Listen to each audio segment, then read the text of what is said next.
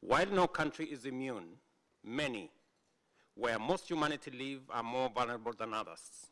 The gravity of the situation has been highlighted by the 2024 Interagency Task Force on Financing Development, which has sounded the alarm bell on a looming sustainable development crisis, driven by financing challenges that jeopardize both the SDGs and climate action.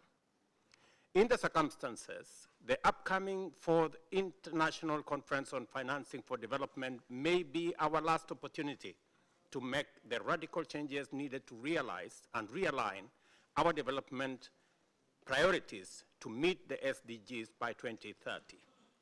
We must urgently close financing gaps, bridge international divides, and restore trust in multilateralism. However, the current multilateral system is clearly struggling to address these immense, complex, and dynamic challenges effectively.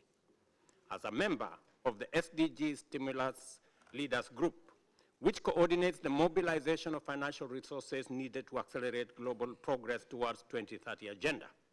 And as we do our best to achieve this goal, we also must recognize that the prevailing multilateral institutional architecture is dysfunctional, or at least highly ineffective, and cannot be relied upon to provide the solutions for the world that we all urgently need.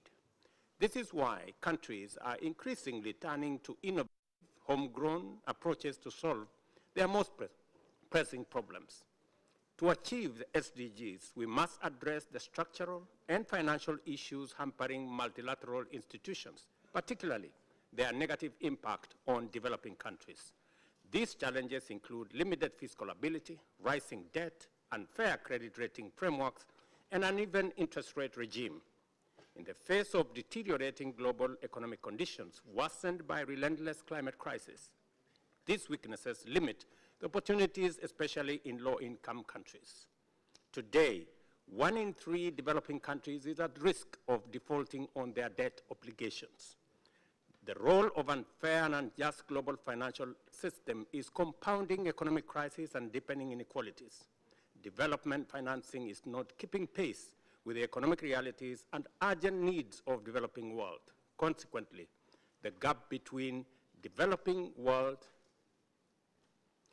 and developing nations continue to grow, creating a form of development apartheid.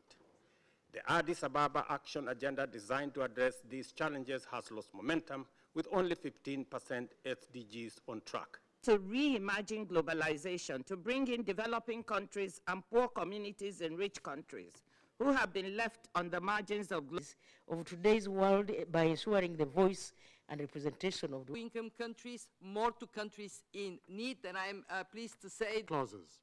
And we set a target to provide quality well-being of people and the planet. Thank you.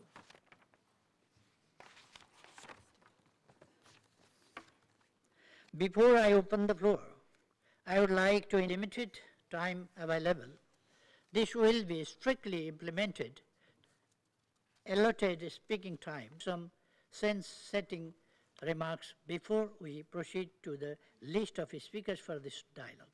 Well, UELA, Director General of the World Trade Organization. To lift the 700 million distorting, inequitable, and environmentally damaging subsidies at the W Foundations for the exciting new opportunities. Meanwhile, 1.2 billion young people, we're going to need the private sector, we're going to need a specific focus on jobs, and we have created a new chair on our board of directors on whether they should join the IMF, and they said yes. So now Now, Excellencies, distinguished delegation of the 2030 Agenda for Sustainable, the United Nations in the global economic governance and the reform